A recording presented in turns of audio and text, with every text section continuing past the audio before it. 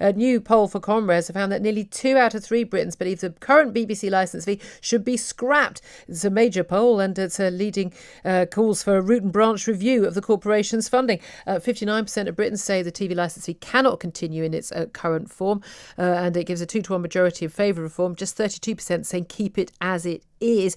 More than a third are also unhappy about the way their licence fee money is spent, amid rows, of course, pay packages for presenters like Gary Lineker and Zoe Ball on a plus, £1 million of funding. 34% said the way it spent funds was unreasonable. Also, rather more damagingly, I think, for the BBC, 43% said they feel the BBC does not reflect British values. Well, let's talk about this with Liam Deacon. He's head of press at the Defund the BBC campaign. Good morning to you, Liam. Morning, Julia. Good morning. I mean, I have to say, these are growing trends, aren't they? I mean, I think even 5 years ago, you would have had very, very different answers to these questions. People very, very much in view that the BBC is very much good value for money. I think an awful lot of this isn't necessarily about what stars are paid. It's more about us all being lectured about what terrible, horrible people we are by the BBC every day. Exactly. The BBC is in the middle of a perfect storm. I mean, this headline figure that 60% of people don't think the licence fee can continue in its current form really is the culmination of, I think, a lot of different factors. And it shows that the BBC, as it is completely unsustainable. And I think it's probably a mixture of that wokeness, that hectoring that you're talking about. It's a mixture of also the way that technology has moved on. People are consuming media in different ways. Netflix, Disney, Amazon have completely overtaken it because it refused to commercialise and it focused on this teletax.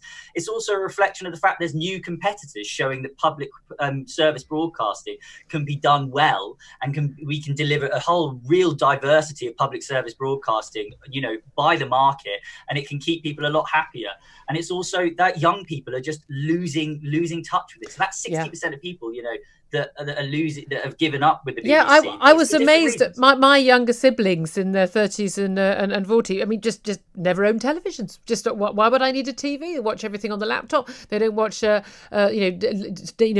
I would say normal telly. And I've said an awful lot of us probably watching less and less, especially as we saw with lockdown, where there wasn't any new programming, that people do watch, the streaming services, the Netflixes and the Amazon Primes and all of that, because they're getting more choice there and they're choosing to make those payments. So it's not necessarily about the amount of money, is it? It's the fact that you're forced to pay for a service you may not ever watch.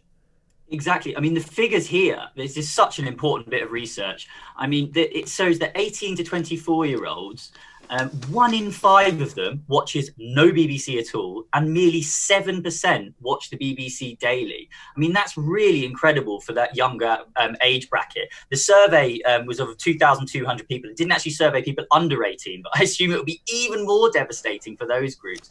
So, I mean, this really does expose an existential crisis for the BBC, that they're not appealing to those younger groups because technology has moved on.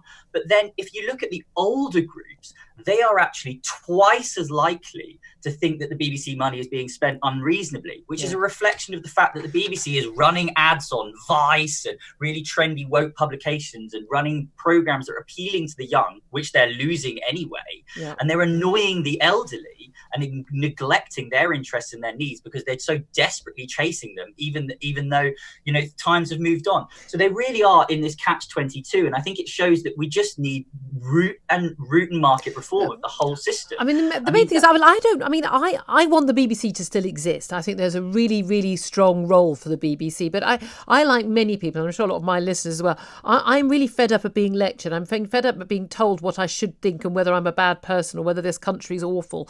And it seems to me that the BBC is not capable of learning those lessons right now. I was watching Have I Got News for You on Friday, and 2 of the guests, Matt Ford and Aisha Hazarika, I mean, I actually very friendly with both of those people. I really like both of those people. I think they're clever, funny people. However, the idea that yet again on yet another panel show, you are talking about political subjects, you can have 2 left-wingers, both of whom have been advisors to senior Labour Party people, deputy leader and the leader of the Labour Party.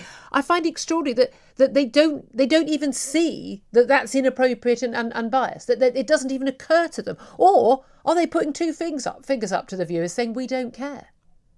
Exactly. I mean, this is why this bit of research for DefundBBC is so important, because so often I will be talking about the problems with the BBC that seem so glaringly obvious to me, and I'll be talking to defenders of the BBC, and they'll be like, "Oh no, it's just because you're extreme, you're an outlier. The fact that you don't like the BBC." Well, here is the evidence. This is a proper, professional, impartial bit of polling which shows that 60% of people see the changes coming. So those two people on that panel that didn't see the problem, and the producers that organised that show that didn't see the problem, maybe they should look at this piece of research, because Defund the BBC has crowdfunded this money. It's come from grassroots sources, and we're now doing the proper research, looking into this. So hopefully those people, like you've just pointed out, that are just in complete denial about this problem, won't be able to run away from it any longer. Because I tell you who else has woken up to the problem. Tim Davies, the new Director General, has come out and admitted that the organisation is completely awash with bias, has confirmed what we've already thought for a long time. So they really are on thin ice.